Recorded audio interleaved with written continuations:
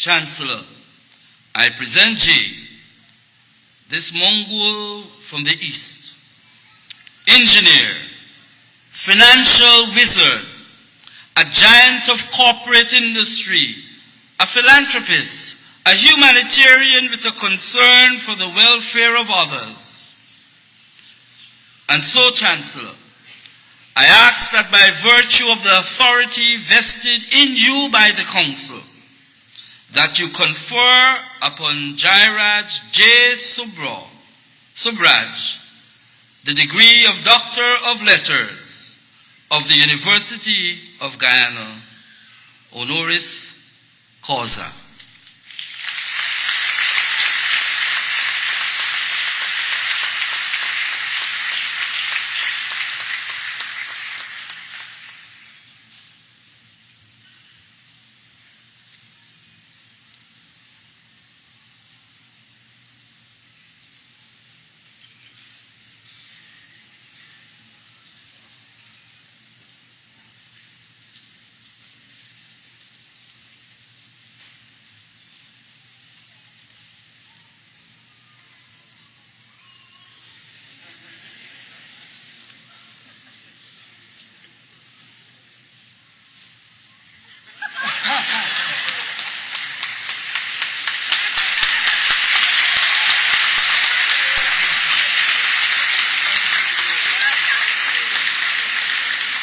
Mr. Jairaj Sobhraj, by virtue of the power entrusted in me under the University of Guyana Act and the statutes made thereunder, and with the approval of the University Council, I have the honor to confer on you this day the degree Honorary Doctor of Letters with all the rights, privileges, and honors thereto pertaining here and elsewhere. Dr. Sobhraj.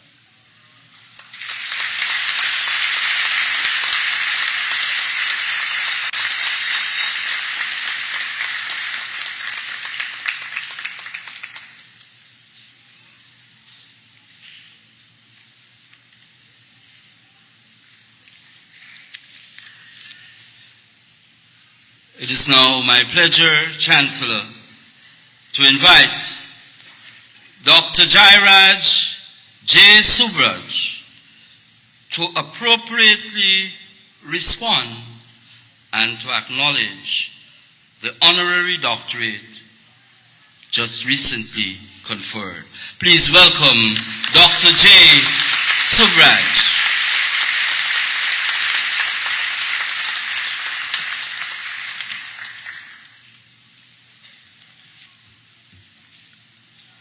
Good afternoon, all. Can you guys hear me at the back? Yes. They can, because why I'm asking, recently I went to a function at the fundraiser for the midterm election. And the speaker asked, can you guys hear me at the back? And someone in front said, can we exchange seats?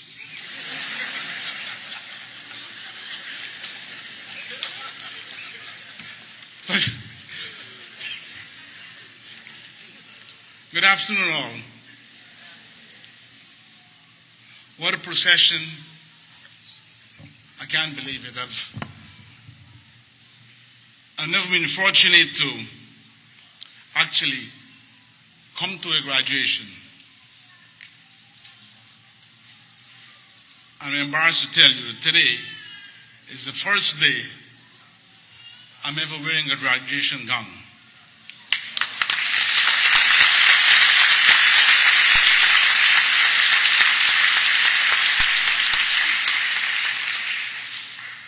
The reason being simple. At the time I graduated, I couldn't afford it. That's it.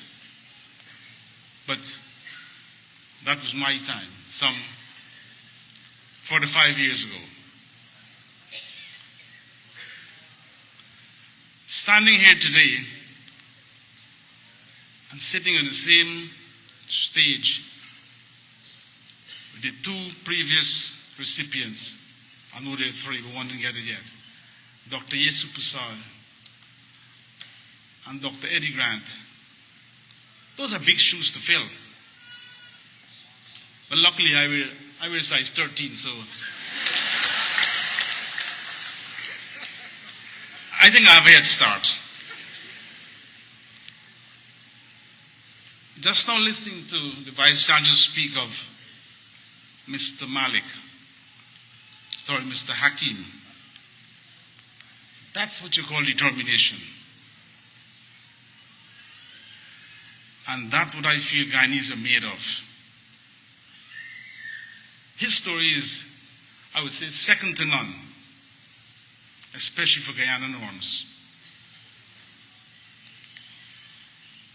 And when I hear it just now, it brought back some memories to me. But some 40 plus years ago, I was in a similar situation. It was my second year in university, and I fell ill. 6 weeks before exams. I couldn't take it. I was in hospital. Which means I've lost the second year completely. So when I plead my case and was told, I'll give you a conditional pass on one condition. You do well in the third year. Well, I didn't do well. I topped the class.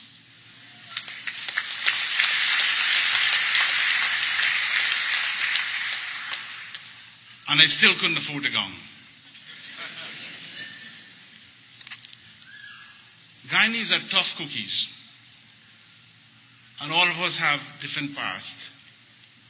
But if I'm asked to say something to motivate the 1,734 kids graduating in 2018 at the University of Guyana, I would say it's education. I came from a background, as humble as many of us, from a farming background. Not far from here. Actually, I was born in Bel Air.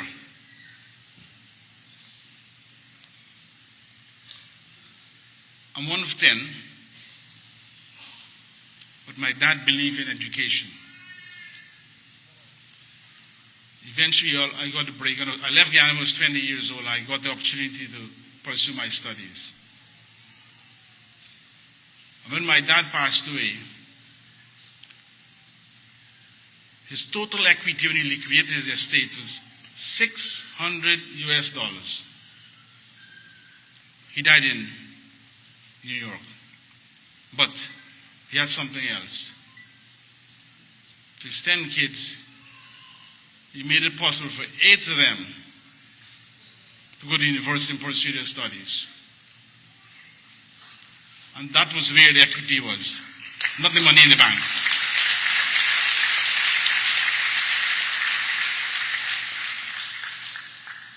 Someone asked me why we're so passionate about education.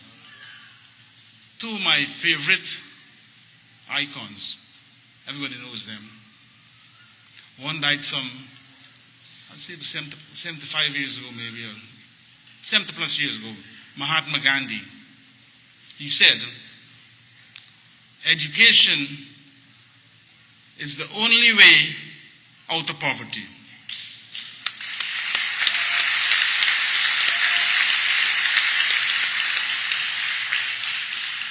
Of course, there are other ways. You can win the lotto.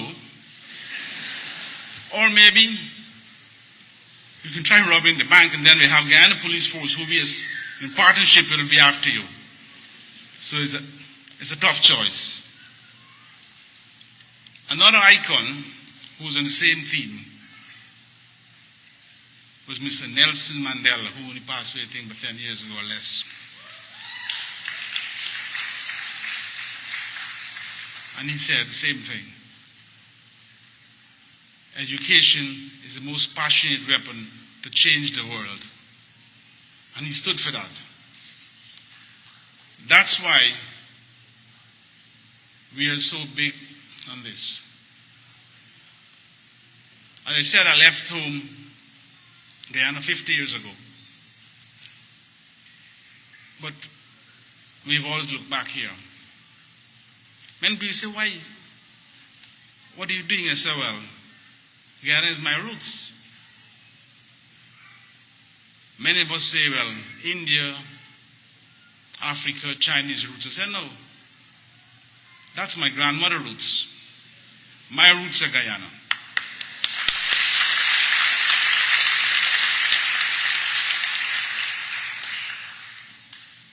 What we are doing is made possible through a collective team. Today we're lucky to have them here with me. It's my wife, Sylvia Sobhraj. Sylvia, can you stand up, please?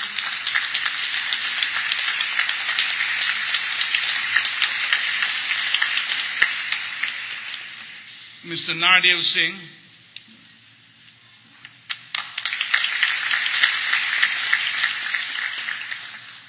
Mr. Sarwanbur, who couldn't make it because he was in vacation. He went to a pilgrimage to India, so he's supposed to come back. I think he's coming back today. Luckily for me, I have with me here today our son, both of our kids. As the registrar said, I lived in the Middle East for 12 years. I used to work in oil rigs in Abu Dhabi. Both of our kids were born out there. My son is here with me. He's born. His name is Amir.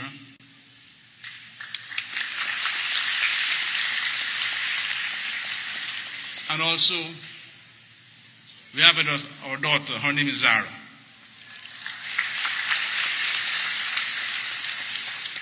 The Arabic names, Amir in Arabic word means ruler or king. And the word Zara means flower, a desert flower.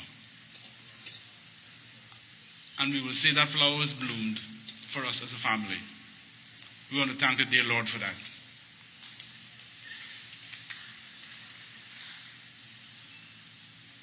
In our educational drive in Guyana and North America,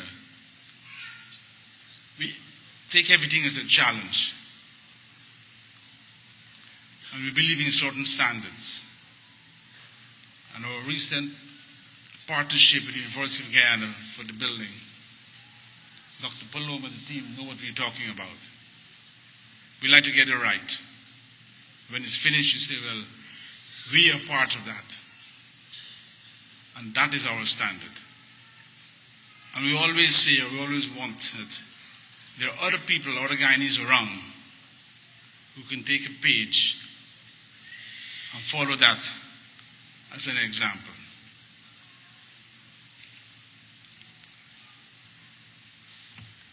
If I had to motivate the 1,735 graduating kids today, I will tell you something.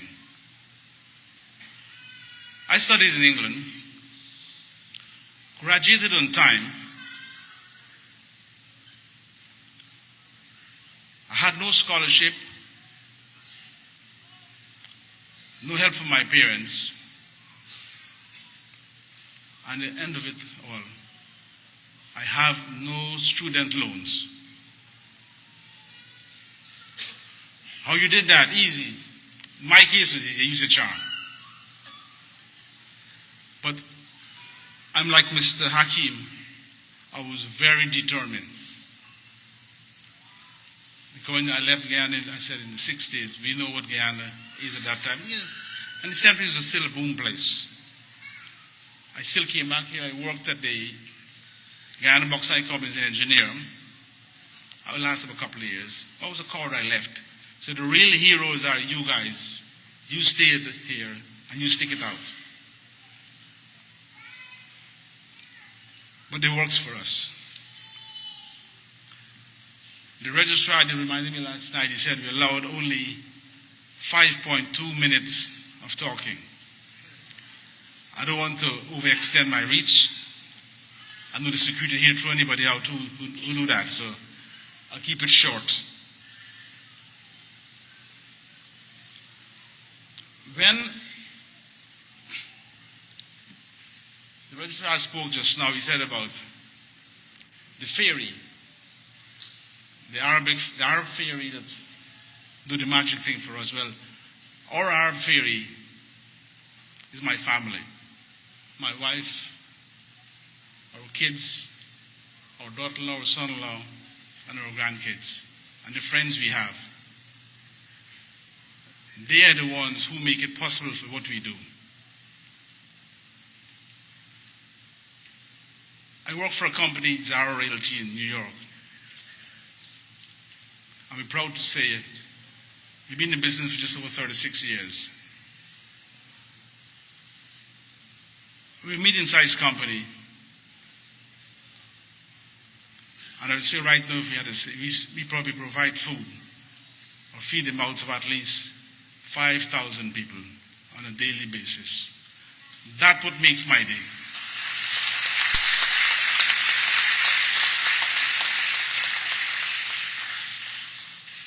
I personally interact daily with most of them. You wouldn't believe that, but I'm from the old school. I'm still in the job most days, 6:30, 6:45. And I get home in time early to watch Judge Judy or Dr. Phil, which I enjoy. I recently started doing that. So don't take up much more of your time. Thank you very much. I know it's a difficult task for the UG Council and the faculty to pick the first set of honorary doctorate degrees, and especially given to non-resident Guyanese, that makes it even tougher. And I can assure you, I didn't pass any money.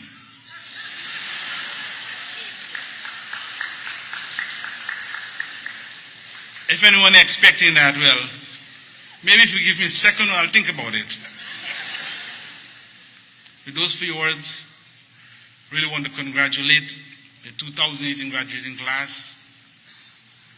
And as the VC said, we have to raise our hats to their families, the mother, the father, the brother, the sister, who made big sacrifices for today, for you to be sitting there and go and make your mark in society. Thank you very much. Have a pleasant day.